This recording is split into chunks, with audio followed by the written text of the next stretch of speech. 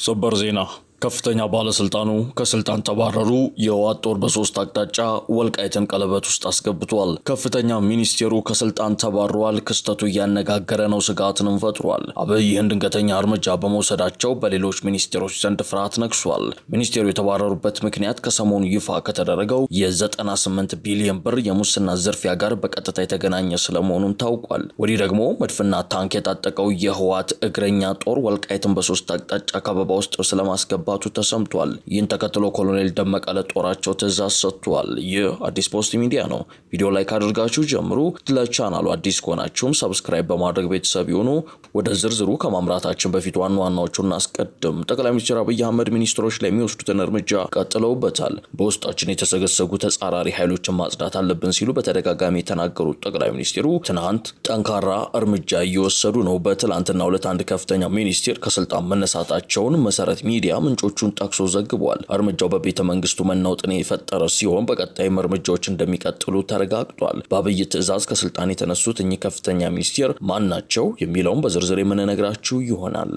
ጀነራል ምግበይ የሚመሩት አርሚ ጦር ወልቃይትን ለማጥቃት ጦሩን አሰማራ። የኮሎኔል ደመቀ ዘውዱ አስተዳደሩም ህወሓት ውጊያ ሊከፍት ከፍተኛ ቁጥር ያለው ጦሩን አሰማርቷል ሲል ከሷል። ረጅምና መካከለኛ ርቀት ተወንጫፊ መድፎችና ታንኮችን የታጠቀው ይህ የህወሓት ግዙፍ ኃይል በሶስት አቅጣጫ ወልቃይትን ከቧል። በሌላ በኩል ጀነራል ታደሰ ከመቀሌ ወደ አዲስ አበባ እንዳይኮበለሉ በሚል በህወሓት ወታደሮች ቁጥጥር እየተደረገባቸው ስለመሆኑ መረጃዎች ወጥተዋል። ታዳምጡታላችሁ። ኢራን አመረረች። ከአሜሪካ ጋር ስምምነት ለመፈራረም ከጫፍ ደርሳለች የተባለችው ቴሄራን አውሮፓን በሚሳኤል አጠፋለሁ የሚል አስደንጋጭ ንግግር በጀነራሏ በኩል አሰምታለች። ትራምፕ በበኩላቸው አርፈሽ ተቀመጪ ካልሆነ ከምድረ ገጽ እናጠፋሻለን ሲሉ ዝተዋል። በሌላ በኩል እስራኤል ከተኩስ አቆሙ በኋላ ለመጀመሪያ ጊዜ ቤይሩትን በሚሳኤልና ሮኬት ደብድባለች።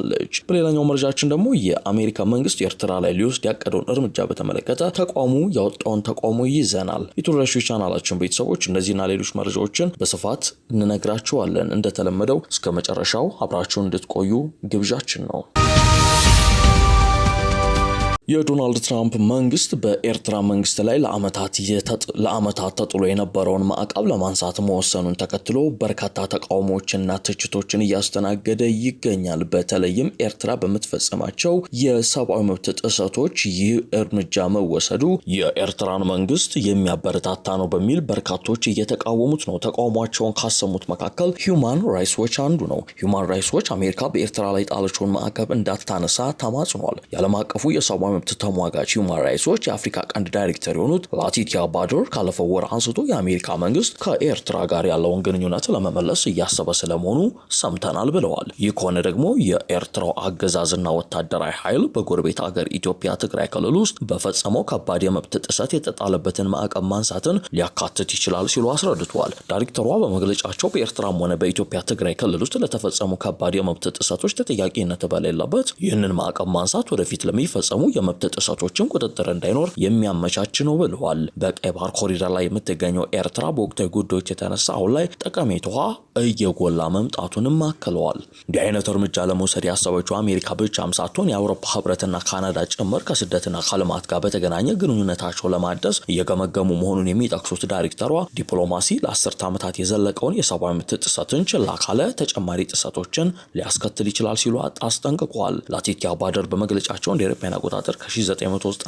አንስቶ የኤርትራ ፕሬዝዳንት የሆኑት አቶ ኢሳያስ አፈወርቂ በዓለም ላይ ካሉ ጨቋኝ መሪዎች አንዱ መሆናቸውን ጠቅሰው የግዳጅ ወታደራዊ ምልመላ ፖሊሲያቸውን እንደቀጠሉበት የጉልበት ብዝበዛ እንደሚያከናውኑና ሸሽተው ከሀገር የሚወጡ ዜጎችን ቤተሰቦች እንደሚቀጡ አስረድተዋል። እንዲሁም በመንግስት ላይ ትችት የሚያቀርቡ የሃይማኖት መሪዎችና ጋዜጠኞችን ያለምንም የፍርድ ቤት ለዓመታት ያህል ማሰራቸውን የጠቀሱት ዳይሬክተሯ ከ2020 እስከ 2022 በኢትዮጵያ ውስጥ በትግራይ ክልል ውስጥ በተካሄደው ጦርነት የኤርትራ ወታደሮች የጅምላ ግድያ፣ አስገድዶ መድፈርና ዝርፊያ ፈጽመዋል። አሁንም ቢሆን የኤርትራ ወታደሮች በያዙት የትግራይ ክልል ውስጥ ግፍ እየፈጸሙ ይገኛሉ በማለት አስታውቋል። በማጠቃለያቸውም ኤርትራ ከዚህ ቀደም ለፈጸመችውና አሁንም እየፈጸመች ላለው የመብት ጥሰት ተጠያቂነት እስካላሰፈነች ድረስ አሜሪካ የጣለችውን ማዕቀብ ማንሳት የለባትም ብለዋል። ወደ ቀጣው መረጃችን እናመራለን። ኢራን አምርራለች። ከአሜሪካ ጋር ስምምነት ለመፈራረም ከጫፍ ደርሳለች የተባለችው ቴሄራን አውሮፓን በሚሳኤል አጠፋለሁ የሚል አስደንጋጭ ንግግር በጄኔራሏ በኩል አሰምታለች። ትራምፕ በበኩላቸው አርፈሽ ተቀመጪ፣ ካልሆነ ከምድረገጽ እናጠፋሻለን የሚል ዛቻ አሰምተዋል። በሌላ በኩል እስራኤል የተኩስ አቁሙ ከተፈረመ በኋላ ለመጀመሪያ ጊዜ የሊባኖስን ዋና ከተማ ቤይሩትን ደብድባለች። የኢራኑ ወግ አጥባቂ የኬሃን ጋዜጣ ዋና አዘጋጅ ሆሴን ሻህራማት አውሮፓ ሀገራት የአሜሪካ ጦር ሰፈሮችን የሚያስተናግዱ ከሆነ ኢራን ኢላማ እንደምታደርጋቸው አስጠንቅቀዋል። አዘጋጁ እንዳሉት አውሮፓውያን የአየርና የባህር ላይ ሰፈሮቻቸው ለዋሽንግተን ክፍት ካደረጉ እነዚህ ስፍራዎች በኢራን ጥቃት ሊሰነዘርባቸው የሚችሉ ህጋዊ ኢላማዎች ናቸው ሲሉ ጽፈዋል፣ አስጠንቅቀዋል። አክለውም ኢራን ቀደም ሲል በአረብ ሀገራት ላይ ጥቃት እንደሰነዘረች ሁሉ አውሮፓንም የመምታት አቅም አላት ብለዋል። አውሮፓውያን መንግስታት እኛ መምታት እንደምንችል ያውም በሚገባ መምታት እንደምንችል ያውቃሉ ሲሉ የሀገራቸውን ወታደራዊ ዝግጁነትም አረጋግጠዋል። እንደ ጋዜጣው ዘገባ አውሮፓ ለኢራን ጥቃት በጣም ተጋላጭ መሆኗና ጥቃቱን የመቋቋም አቅም እንደሌላት ተጠቅሷል። ይህ ማስጠንቀቂያ የመጣው በዩናይትድ ስቴትስና በኢራን መካከል ያለው ወታደራዊ ውጥረት እየተባባሰ በመጣበትና አውሮፓም በዚህ ግጭት ውስጥ ልትሳተፍ ትችላለች በሚል እየተሰጋ ባለበት ወቅት መሆኑ ጉዳዩን እጅግ ትኩረት ሳቢ አድርጎታል። ይህ በእንዲህ እንዳለ በአሜሪካና በኢራን መካከል የተኩስ አቁም ማለትም የድርድር ሰነድ ሊፈረም ከጫፍ መደረሱን ሮይተርስ እና ቢቢሲ በፊት ገጻቸው ላይ ዘግበውታል። በስም ያልተጠቀሱ የፓኪስታን ምንጭ በቅርቡ እናፈራርማለን፣ በጣም ተቃርበናል ሲሉ ለሮይተርስ የዜና ወኪል ተናግረዋል። ሁለት የአሜሪካ ባለስልጣናትን ማናገሩን እንዲሁም በጉዳዩ ላይ ማብራሪያ የተሰጣቸው ሁለት ሌሎች ምንጮችን የጠቀሰው መገናኛ ብዙሃኑ የመግባቢያ ሰነዱ ሊፈረም ነው ሲል አረጋግጧል። ባለ አንድ ገጽ ነው የተባለው የመግባቢያ ሰነድ ስለ ኒውክሊየር እና ድርድር ማዕቀፍ እንደሚያስቀምጥ ተጠቅሷል። ከነዚህ መካከል የኢራን የኒውክሊየር ፕሮግራም መቋረጥ፣ የማዕቀብ መነሳት፣ በሆርሙዝ ሰርጥ ያለምንም እክል መርከቦች እንዲንቀሳቀሱ ማድረግ በሰነዱ ላይ መካተታቸው ተዘግቧል። በሁለቱ ሀገራት ንግግር ውስጥ የኒውክሊየር ፕሮግራም መቋረጥና የሆርሙዝ ሰርጥ ዳግም መከፈት ሲያግባባቸው የቆሩ ጉዳዮች ነበሩ። አክሲዮስ ምንጮቹን ጠቅሶ በርካቶች በሰነዱ ላይ የተጠቀሱት ነጥቦች የመጨረሻ ስምምነት እንዳልተደረሰባቸው ዘግቧል። አሜሪካ በሚቀጥሉት 48 ሰዓታት ውስጥ ከቴሄራን ምላሽ ለማግኘት እየጠበቀች ሲሆን እስካሁን ምንም አይነት ስምምነት የተደረሰበት ነገር አለመኖሩን ምንጮቹን በመጥቀስ አክሲዮስ ዘግቧል። በሌላ በኩል ትራምፕ በሆርሙዝ ሰርጥ የጀመሩትን የመርከቦች ማጀብ ዘመቻ ከኢራን ጋር በንግግር ለመስማማት እድል ለመስጠት በሚል ለጊዜው አቁመነዋል በሚል ማህበራዊ ሚዲያቸው ላይ ጽፈዋል። ጀነራል ምግበ ኃይለ የሚመሩት አርሚ ጦር ወልቃይትን ለማጥቃት ጦሩን አሰማራ።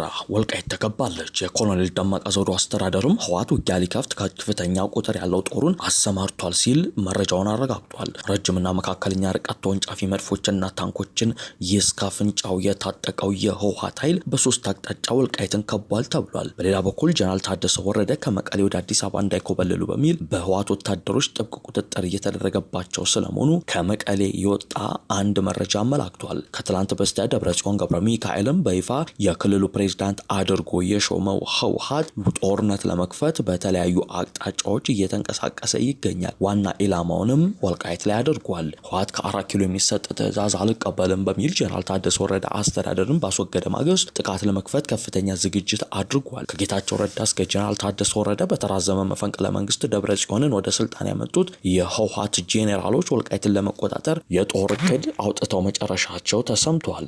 ለአመታት የተከዜ ዘብ የተሰኘ ኃይል ያደራጁት የወልቃይት አመራሮችም ከወዲሁ ህወሓት ሊያጠቃን ነው ማለት ጀምረዋል። ደብረጽዮን ስልጣን በተቆጣጠሩ ማግስት ህወሓት ወልቃይትን ቀድሞ ለማጥቃት ከተለያዩ ኃይሎች ጋር መቀናጀቱን በአደባባይ እየተናገረ መሆኑ አስደንግጦናል ሲሉ የአካባቢው አመራሮች ገልጸዋል። ህወሓት ከፌዴራል መንግስቱ ጋር ወደ ግጭት የሚገባ ከሆነ የመጀመሪያው ኢላማው ወልቃይትን መቆጣጠር እንደሚሆን አስቀድሞ ሲናገር ነበር። አሁን ላይ የተፈራው ነገር ደርሶ ከህወሓት ጀነራሎች ጋር የቅርብ ግንኙነት ያላቸው አካላት ወልቃይት ላይ በቅርቡ ጠብቁን የሚል መረጃ እያሰራጩ ነው። እነ ደብረጽዮን የገጠማቸው መከፋፈልና የህዝባዊ ድጋፍ መሸርሸር ለመጠገን ወልቃይትን በቅድሚያ ለመቆጣጠር እንደሚንቀሳቀሱ የሚጠበቅ ነበር። ህወሓት ወልቃይትን ለመቆጣጠር ከሻዕቢያና ከጀነራል አልቡርሃን ጦር በተለያዩ አቅጣጫዎች ድጋፍ ማግኘቱንም መረጃዎች ወጥተዋል።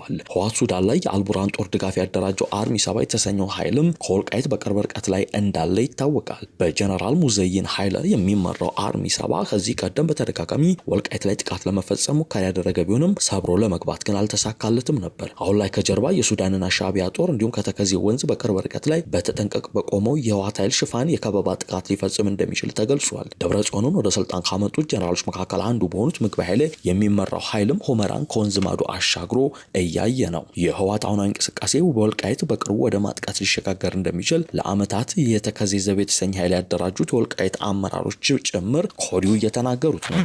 ደብረጽዮን ስልጣን በተቆጣጠሩ ማግስት ህወሓት ወልቃይትን ቀድሞ ለማጥቃት ከተለያዩ ኃይሎች ጋር መቀናጀቱን በአደባባይ እየተናገረ መሆኑን እንዳስደነገጣቸውም አመራሮቹ ገልጸዋል። ህወሓት ወልቃይትን ለመቆጣጠር እየተንቀሳቀሰ መሆኑን የቃብትያ ሁመራ ዋና አስተዳዳሪ የሆኑት አቶ ክብረ አብ በፌስቡክ ገጻቸው ላይ መረጃን አሰራጭተዋል። ዋና አስተዳዳሪው በቅርቡ ሁመራ ጠብቁን ያሉትን አካላት ጠቅሰው ባሰራጩት መረጃ ዛሬ 1983 አይደለም የአማራን ህዝብ ይዘን እናሸንፋለን በማለት የጦርነቱን አይቀሬነት ጠቁመዋል። በ4 ኪሎና መቀሌ መካከል ያለው ውጥረት ከመቼውም ጊዜ በላይ ይሏል። የፌዴራል መንግስት ህገወጥ ነው በሚል ውድቅ አድርጎት የነበረውና የምርጫው ህገወጥነት በፕሪቶሪያ ስምምነት ጸንቶ የነበረው የትግራይ ክልል ምክር ቤት የህወሓት ሊቀመንበር ደብረጽዮን ገብረ ሚካኤልን የክልሉ ፕሬዝዳንት አድርጎ መምረጡ ይታወቃል። በህወሓት ውሳኔ ከ6 ዓመት በፊት የተቋቋመው የክልሉ ምክር ቤት ወደ ስራ መመለሱን የሚነቅፉ አስተያየቶች ከልዩ ልዩ አካላት እየተሰሙ ነው። በጉዳዩ ላይ ለዶይቼ ቬለ አስተያየታቸውን የሰጡ አንድ የዓለም አቀፍ ጉዳዮች ተንታኝ የህወሓት ውሳኔ የፕሪቶሪያውን ግጭት የማቆም ስምምነት ያፈረሰ ነው ሲሉ ከሰዋል። ተንታኙ አክለውም የፌዴራል መንግስቱና ሌሎች ሶስተኛ አካላት ውዝግቡን በሰላም ካልቋጩት በሂደት ግጭት ሊከሰት ይችላል ሲሉ አስጠንቅቀዋል። ይህንን የህወሓት ውሳኔ ከስምረት እስከ ትዴፓ መሪዎችና ሌሎችም አካላት ተችቷቸዋል። ውጤቱም አደጋ ያዘለ እንደሚሆን በማስጠንቀቅ ላይ ናቸው።